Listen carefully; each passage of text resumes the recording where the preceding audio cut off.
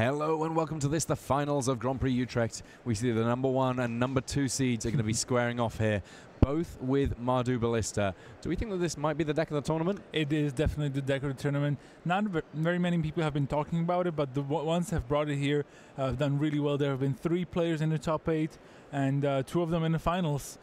Converting very well and impressing on the way. It's not just about the Ballista, but it's about the Planeswalkers and the overall game plan that they've brought to the table. It's not as fast, but it's certainly very effective. Yeah, while Fabrizio Campanino does have Toolcraft Exemplar on turn 1, that is not so pivotal to the game plan of these decks as it is perhaps the more traditional Mardu Vehicles decks that we saw at Pro Tour Aether Revolt.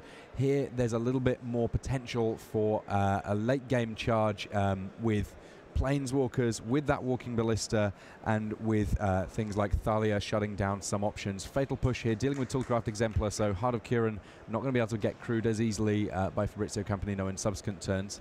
And the life totals barely troubled thus far. Yeah, Fabrizio has a very good hand, though. He has a Scrap Heap Scrounger as well to keep up some semblance of pressure and keep accruing the Heart of Kiran. And the first game is actually going to look a little more traditional, like a traditional Mardu mirror match, just because both players have Heart of Kirans and have their removal and whatnot. So it's fairly traditional, but it's when the sideboarding starts when we're going to see some crazier things. So let's see what the Samuel Vuillot has here in store. He has a Thalia. That's nice. Yeah, there are a lot of non-basic lands in this matchup, so making your opponents come into play tapped certainly an important feature.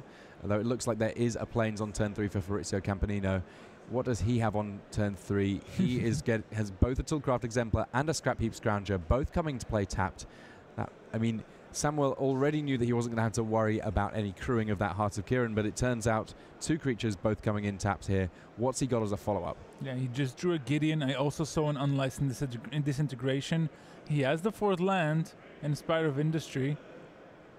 Let's see if he can convert here. I think he's going to go for a Thraben Inspector, though, and leaving a mana for that unlicensed disintegration, which I really like as a plan. Yeah, these builds, they tend to go a little bit bigger on mana. They're not quite as quick, but what they lose in speed, they gain in resiliency. More Planeswalkers, more big flyers, basically pushing for a slightly later game, which means that against other Mardu decks, they look pretty good. Yeah, the basic difference in those versions is that compared to traditional Mardu Vehicles decks, they run fewer Inventor's Apprentices, they run no Depalas, and most important, they don't play any veteran motorists, which were never really that impressive in the mirror match, and having being able to have Walking Ballistas to shoot down opposing veteran motorists is very nice. Yeah, and also after sideboarding, these can almost feel like Planeswalker control decks. Typically you see Obnick's lists, you see the likes of Chandra in some of these lists, Nahiri. You can really go big on the Planeswalker plan and say that you're just going to control the board a little bit more. Their unlicensed disintegration plus a clue in play means that Heart of Kiran not doing a whole lot for Fabrizio Campanino, and he drops, taking another 3 damage there. Yeah, down to 17 here, so the first blood. Now comes an important turn for Fabrizio. The question is if he can land something big, something important. Remember, there's still the Thalia in play, so any non-basic lands come into play tapped. As do any creatures. Yeah. This is a little bit annoying. So a tapped PNLR and a tapped top token. At least he's developing a wide enough board. But Thalia not only annoying for lands and creatures, but also the 3/2 body with the first strike is quite problematic. So Samuel Vuillot here, drawing for his turn. Thalia already doing good work for him.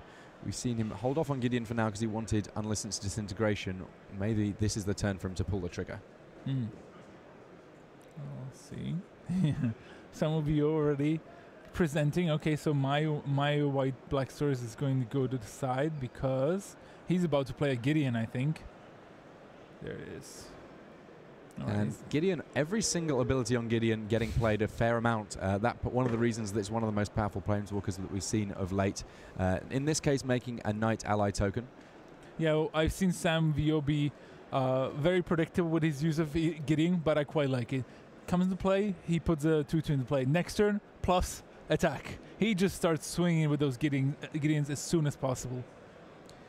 Fabrizio Campanino here, he's looking at a hand that has a Walking Ballista. He's got another Heart of Kiran that he can play. A few options available to him. That Scrap Heap Scrounger Not very exciting on attacks or blocks in the face of Thalia, because first strike, a big deal. And here comes a tapped Walking Ballista. But the Walking Ballista, even though it's tapped, it's got those 2 counters that it can throw around. At some point, Campanino may want to kill off Thalia, because it really is slowing down a lot of what he's able to get going here. Ooh, big swings. All on Gideon. And before blocks does kill off Thalia. Yeah, kills off the best possible blocker. I think Sam is... I mean, he can probably... Yeah, he cannot save his Gideon. No, I mean, he can. He can have it survive on 1. And I think this is the most enticing option for me, because he doesn't have that many great blocks anyways, so might as well use the Thraben Inspector to chump one of the 3 power creatures, either a Toolcraft Exemplar or a Scrappy Scrounger, and just trade off with the other one. But the question is what he wants to trade with, and I think he might want to get rid of the Toolcraft Exemplar, because the Scrounger can just keep coming back. There's already 2 creatures in the graveyard. Yeah, the reason that we refer to this deck as Mardu Ballista rather than Mardu Vehicles, actually not very many vehicles in this deck at all. Hearts of Kieran's in there because it is, of course, very powerful, but you don't see the likes of Cultivator's Caravan, and the Ballista, one of the cards that really stands out that is in this build as an extra means of board control. Yeah. We saw it doing good work just there. I mean, it did a lot of damage there for the Gideon, but I was surprised that Sam Vuillot actually decided to trade off the Knight for the Pia. At least now there's no way for Fabrizio to pump up the Flying Thopter, and I guess that was part of the thinking for Samuel, why he decided to trade off there. We'll see if Fabrizio can punish Sam a little bit here. Some good cards. I think I see another Walking Ballista. Great at picking off Toolcraft Exemplars. Yeah, Walking Ballista on the face of things looks like a really inefficient shock some of the time, but other points of the time it sits in play, making it difficult for Saheeli to go off, or it combines nicely as a creature that can just do something when you've got lots of mana that otherwise would just be lying fallow, and at some point attacks, throws counters around. It's a very versatile card. Yeah, so here's the Ballista. Now it also has some additional purpose. It's going to make sure that the Toolcraft Example gets first strike, because that's the 3rd artifact in play. It's going to make it that much harder to block with. Everything goes at the Gideon again. This time, Samuel Vuillot cannot trade his Knight for a Toolcraft Exemplar, so he might be forced to block something else. But yeah, so he's going to trade with Scrounger here, and now he's going to chump block with his Trip Inspector, getting down to 3 here. At least he keeps the Gideon on the board for now. I can imagine losing the first one not that big of a deal because he had a spare one in hand, but he's out of cards, so he better draw something good here. Yeah, living off the top here, Samuel Vuillot, in spite of being the first seed, kind of a little bit behind here. You can see his head in his hands as he considers what to do. It is Fabrizio Campanino that's got threats on the board and a card in hand before he even hits his draw step.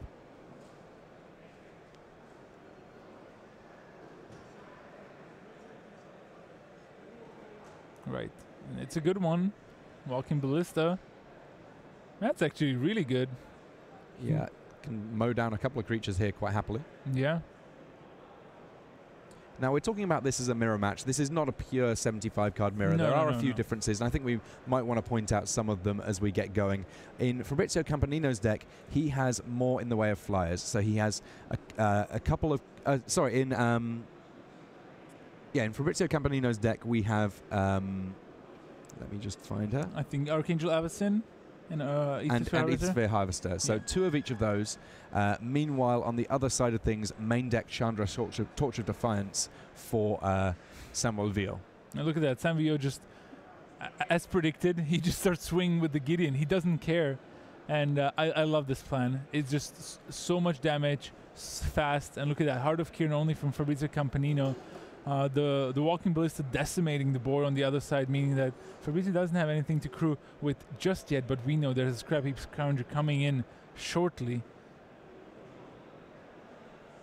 I'm surprised he already didn't bite back, but I guess the Heart of Kieran was just played anyway, so not like he could crew an attack right away, so this play makes sense. But on the other side, if now Sam Vuillot attacks with his Gideon, he won't have anything to defend with. He would have trouble against the Heart of Kieran anyway.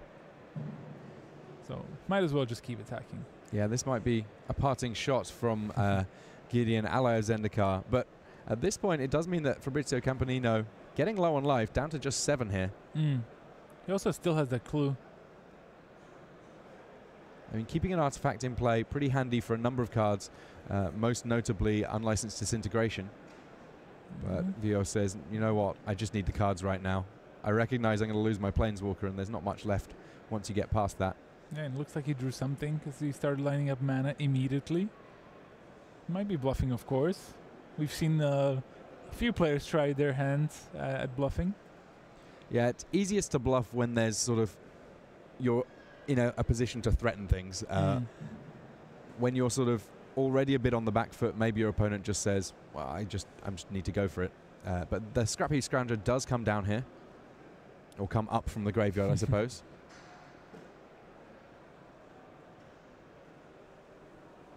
And the Scrounger looks to be the one that's coming in here on Gideon. 1 point coming through from the Thopter. Yeah. Fabrizio is not accruing the heart. Okay. He changed his mind there a little bit on the attack there. He should be scared. So Fabrizio attacking with the Scrounger on the Gideon, just because if Samuel Vuillot indeed had a removal spell, he wouldn't want to lose his Heart of Kiran, because he can always just buy the Scrounger back, and there you have it. License Disintegration, no artifact in play, so no damage. Very important. Vuillot, I'm guessing, must have drawn that from the clue. Yeah. Otherwise, he'd have a much bigger incentive to keep the clue in play. Yeah, and there you see now a reason why Fabrizio should have kept the Thopter back, because he might need to chump block with it. He wants to keep his life total fairly high. If he fell down to 2, he could just die to the Walking Ballista very easily. Even though he already seen one. All right, looks like Gideon is thumping into the red zone once again. A Thopter down from that attack. Yeah, but now does Samuel Vuillot have something to protect his Gideon from the Heart of Kiran? I think he only has a Toolcraft Exemplar and one other card that I didn't quite get to see. He may be simply just hoping that Fabrizio doesn't have too much to crew with, but I think there might be another creature in the graveyard to be able to get back that Scrap Heap Scrounger. Oh. I'm not There's quite plenty sure. of creatures, I think, from the early turns. Yeah. There was like Walking Ballista, Toolcraft Exemplar. We see the Italian there. This is second top 8 of the year. He was at the top 8 of GP Prague as well. It's been a good time for him when it comes to working with Aether Revolt. Yeah, still plenty of creatures in this area. That's certainly not an issue. The issue would be if some of you now draws an artifact, those Toolcraft Exemplars become big. Yeah, and here's the Crew of the Heart of Kiran. Swing. And he had to deal with Gideon sooner or later, and sooner is better. Yeah, he still has an Unlicensed Integration, so you can definitely kill one of the Toolcraft Exemplars if there's an artifact on top of some of Vuillot's deck. A lot of work still to do, though, for Fabrizio. Indeed. Swing for 2. No, just for 1. And you take 3. Turnabout's fair play, right? Indeed. Just the 1 point, but Fabrizio Campanino on 6 after that swing. Oh, just a land there that Samuel has to play here, because we know that he still has Chandras in his deck. With no artifacts in play, he wouldn't be able to play otherwise. So revealing that he has nothing in hand, but a big 4-point swing from Fabrizio. Another copy of Heart of Kiran, the only card left in Fabrizio Campanino's hand, means that he's not as concerned if it works out that first Heart of Kiran gets killed off. But he does need to be careful of his life total. Any time that this Toolcraft Exemplar gets a tool to hold, it becomes a pretty scary addition to the board. And here is Scrap Heap Scrounger, artifact in play, attack step. Yes, there's a trigger. It's a 3-2. And that's a big swing. Yeah, that was a big draw step for Samuel, just getting the artifact, and it's Scrounger at that. Yeah, of all of the creatures to have in play, this is the one that he can keep getting back from the graveyard. Yeah, and it pumps up the Toolcraft Exemplar. Fabrizio down to 3. Has a Toolcraft Exemplar of his own, but they're not that good at blocking. They're much better at attacking, so the player who's attacking with the Toolcraft Exemplar at an advantage. Yeah, well, there's only really one creature on the battlefield that's any good at blocking, that being the Heart of Kiran. Yeah. And Fabrizio Campanino on 3, he's going to be in rough shape here. Indeed.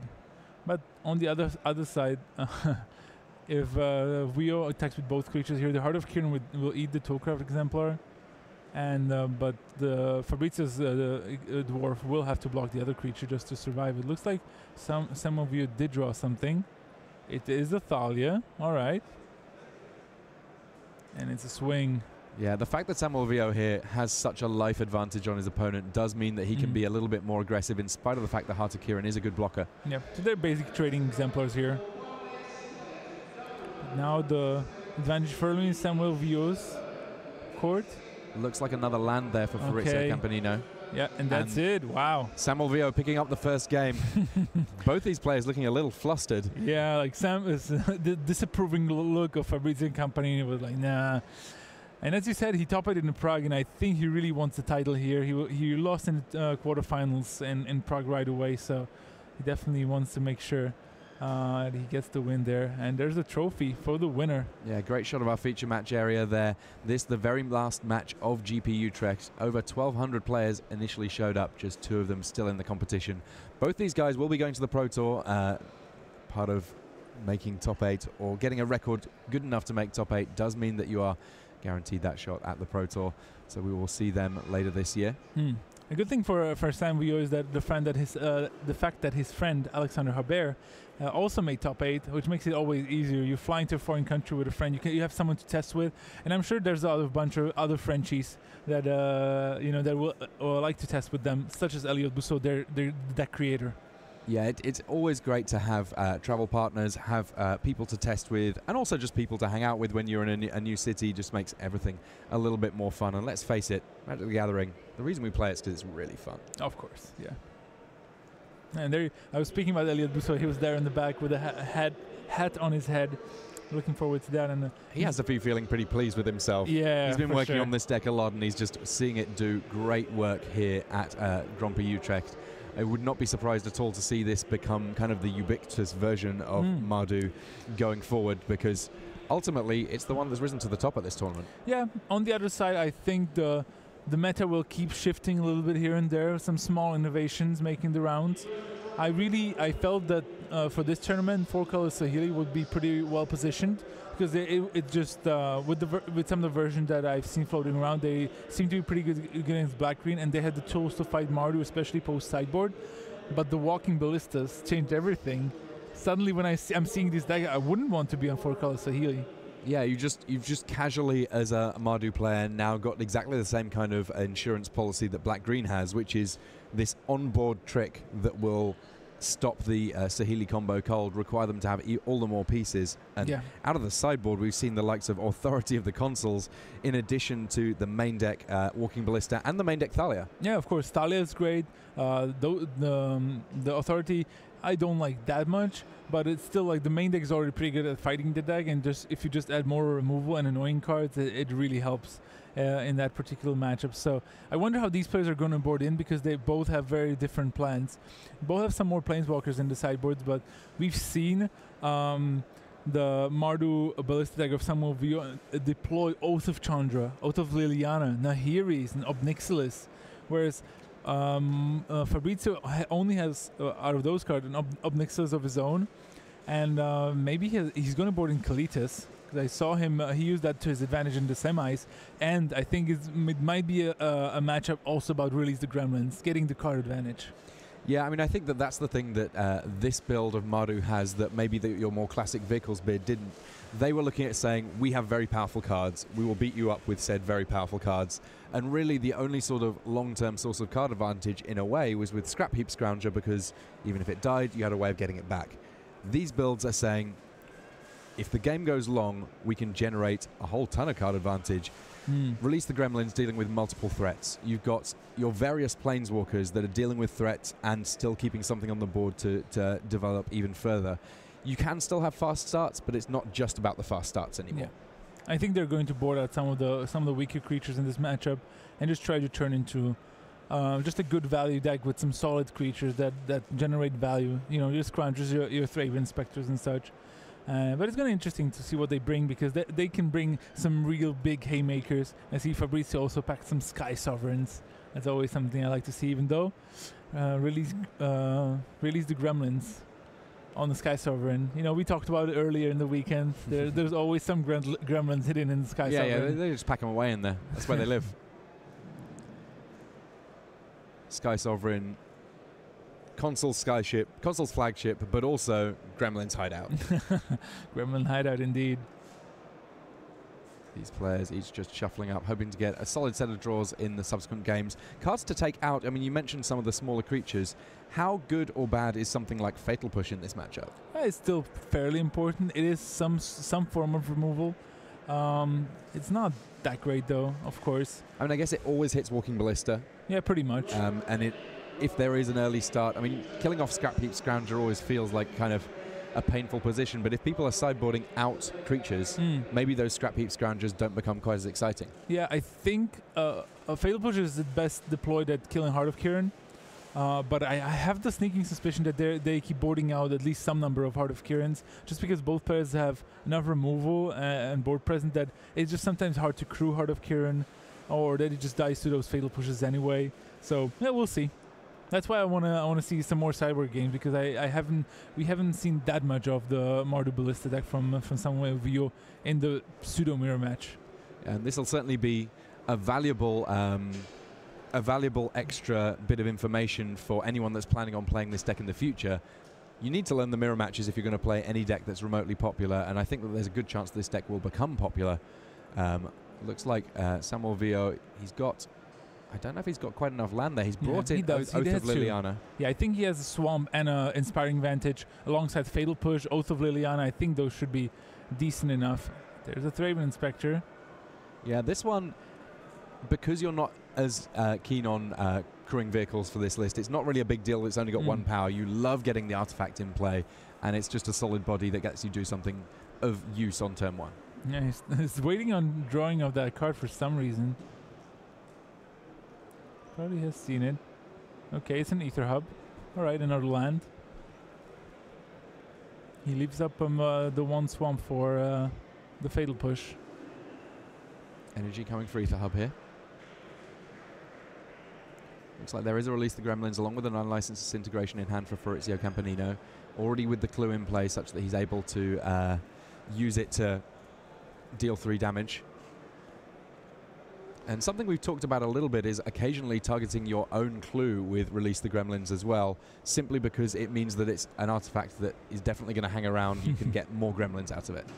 Yeah, not much being on either side. I wonder if Fabrizio has another land here, because playing Ether Hub second usually indicates that you have not much else left. There's an Oath of Chandra that he boarded in, so I think with Samuel Vuillot he went for a big sideboard package with Oath of Chandra, Oath of Lilia, and a lot of the Planeswalkers as well. And it looks like Fabrizio did draw consecutive lands here, and he will be able to deploy some threats. We're going to see a Walking Ballista. And one of the things that I think is kind of cool that you see with this deck that you maybe don't see so much with some of the other decks employing Oaths is the number of times that the extra trigger on the various Oaths actually get employed. So with Oath of Chandra, whenever a Planeswalker comes into play on your control at the end of turn, you get to deal 2 damage, assuming at least 1 came into play. It just sounds so minuscule and like it wouldn't matter at all. But now that Oath of Liliana is added to the battlefield, if now Samuel Vuillot untaps into, for example, Gideon, you get the 2 damage, you get a zombie token, plus you can create an ally token. And like these small advantages keep creeping up over the course of the game and swing the advantage in one player's favor. Let's see if Fabrizio has something solid here. 4 mana usually can indicate a Gideon. I think it's just another Walking Ballista, and I think Sam Vuillot will be very happy about that. Yeah, the Walking Ballista as one creature that can be very happily Fatal Pushed is a nice one for him to see rather than something scary out. Gideon is the draw for him. Does he have the 4th land? It looks like he does. Wow. It's an Ether Hub. He's going to gain an energy. He will not need to spend it to cast Gideon here.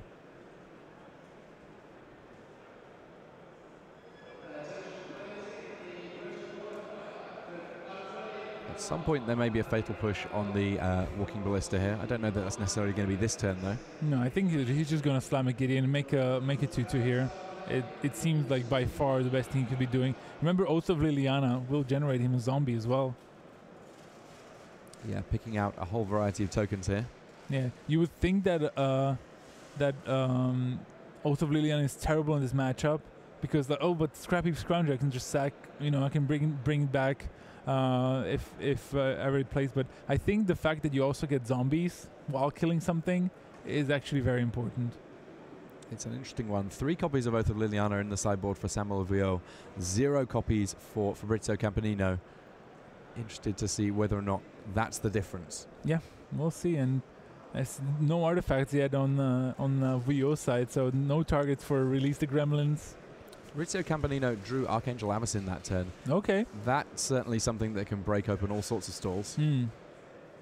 Flash in, block something, then attack back, kill a Planeswalker. I like that. I could also imagine Vuillot on his turn, once he untaps, he can maybe get a Gideon emblem, play another Gideon, get a 2/2, well, a 3/3 now, get another zombie, again, also a 3/3. That sounds like something I would like to do. Another Fatal Push from Vuillot.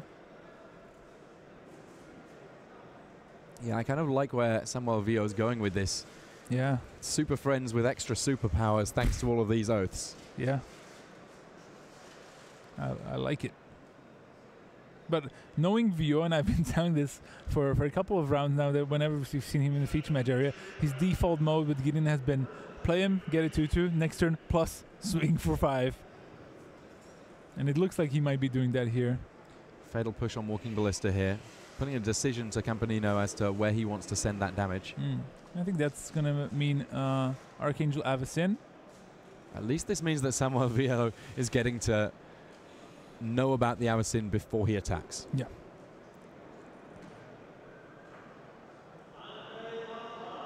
So there's a few things to think about here. Firstly, it means that he will know that at the moment his Gideon might be under threat. Yeah. So in response to the Avacyn, I think Vuillot will tick down the Gideon down to 2 counters with his Walking Ballista. Yeah, a second Fatal Push forcing that activity. Yeah. The first one didn't do a lot. The second one worked exactly as intended.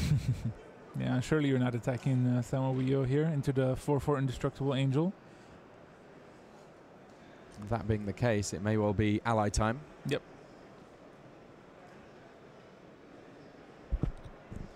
Zombies and Night Allies all in perfect harmony. Yeah, I think he has a Walking Ballista in his hand that he declined to play. Now he's going to take down the Gideon with the Avacyn. And this is one of the cards I like in Fabrizio's version. He runs those Avacyns. He also runs the Ether Sphere Harvesters. He also has 1 Declaration in Stone in his sideboard, cool. which I think he may have drawn. And yeah, I think so. That's going to be a good one for dealing with multiple tokens. Either Night Allies or zombies. He has another Walking Ballista, it seems. A lot of play between these 2 decks. Very interesting to see how they match up, because it does look like things working a little differently. Should that Avacyn have transformed? Because No. It was still done in response to... It's all in response to the Archangel. Okay. Yeah, the Archangel needs to be in play for the trigger to happen. So, but now I wouldn't say the board is clear, but both players just having their resources. I think Declaration in Stone was very important, because now Sam Vuillot could have gone for a nice Gideon emblem and would have already 3. Yeah, we would have gotten another zombie. So 4 3/3s already. Nothing that can really attack into the Avacyn just yet, but it would, for following turns, could have been a decent problem. Archangel Avacyn, definitely one that's going to require a strong response from Samuel Vuillot. For now, he has another copy of Gideon and immediately cashes it in for an emblem. Yeah, he's going to get another zombie here from the Oath of Liliana. Also 2 damage from the Oath of Chandra. The Oath of Chandra damage also great at dealing with opposing Planeswalkers, because you can always redirect those 2 points to a Planeswalker in play. Yeah, we've seen this over the weekend. Again, as we said, a minuscule thing, but it actually ends up mattering more than you would think. Considering that Oath of Chandra has been played in many decks simply as a way of dealing 3 damage to a creature, having all of this extra utility, pretty exciting. Yeah, indeed. And there's an Avacyn attack. Finally, we'll see some bigger swings of light totals. And actually, Fabrizio Campanino doesn't have that much going on. I think he has released the Gremlins and a Fatal Push in his hand. 1 more card. I have no idea what that one is, though. Oh, Obnixilis. Hey, what? Hey, look, it's another Planeswalker to trigger all of these oaths. Yeah, that's what I keep saying. It's like, again, these small advantages, now he'll be able to kill the Avacyn. Now, Obnixilis is not part of the Gatewatch. I'm not sure whether or not I should call this one a flavor fail. He doesn't have... yeah, the Gatewatch are not his friends, that's for sure. But that was a huge draw. He's definitely not the friend of Avacyn. Ticking down in order to remove the one creature on the opponent's side of the board. Zombies swinging in, one of them getting fatally pushed. Yeah, but it's still it's already dead. Coming in. Yeah, flavor fails all over the place. Yeah, but I mean, like the token's are already 3/3s. Look, he's going to get one more zombie to replace that one and deals 2 damage. And Fabrizio Campanino also has to deal with the Obnixilis, because if he doesn't, Samuel Vuillot is going to take the title here. And this released the Gremlins. It's been in Fabrizio Campanino's hand for the entire game. Nary an artifact in play. And we know that there's still a Thalia. He just drew a Spirit of Industry. I think he'll be able to play a 3/3 Walking Ballista. And Walking Ballista, crucially, an artifact that's not a very good target for Release the Gremlins. It may well be that this sideboarding has thrown Fabrizio Campanino for a loop. He's got a completely different game plan, Samuel Vuillot, after game 1. And it seems to be working out just great for him. Yeah, now he has 2 3/3s in play. You know, he was just milking the card advantage from those Planeswalkers. This is Super Friends, even though we talked about Obnixilis not being really being a friend, but it is like a Mardu Planeswalker deck, what it seems like. All right, I'm going to see a Ballista with 3 counters, so a 4/4 Walking Ballista.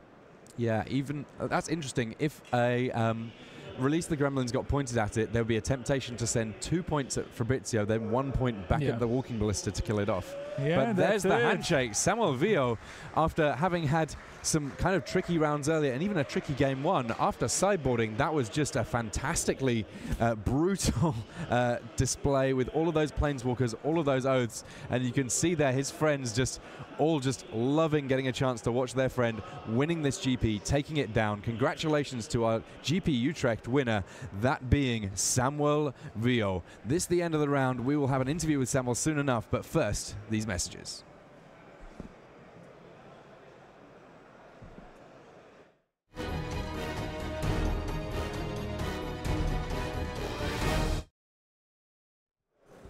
Hello and welcome. No messages for now, but we will have a message from Samuel Vuillot soon enough. It's been a bonkers weekend here in the Netherlands. We have seen a lot of different standard decks, some of which we're pretty familiar with, some of which completely new to us, and then ultimately in the finals, 2 slightly different versions of the same innovation on the Mardu Vehicles deck that won Pro Tour Aether Revolt. We can see already Samuel Vuillot getting the applause of his friends there as he lifts the trophy. We're going to get a chance to talk to him in a second, but in terms of what you've seen this weekend, Big Z, any particular things that have stood out to you? Well, I did enjoy the Paradox engine decks that we've seen early in the rounds of day 1, and unfortunately they haven't done that well in the end, but alongside these, lots of really cool decks. Remember Hidden Stockpile over the weekend? Oh, wow. 6-0, we saw Hidden Stockpile battling against one of these Mardu decks, and that was the point where it hit trouble, when there was suddenly something that was a bit harder to prepare for, a little bit new. There's still room for a little bit of innovation in this format, and I'm very excited to see where it goes from here. But we do have our Grand Prix champion just waiting in the wings. I'm looking forward to finding out about the details of where that sideboard plan came from. Yeah, I also want to know too. So I'm going to let in some of you in the booth, and you ask him and I'll listen. Lovely stuff.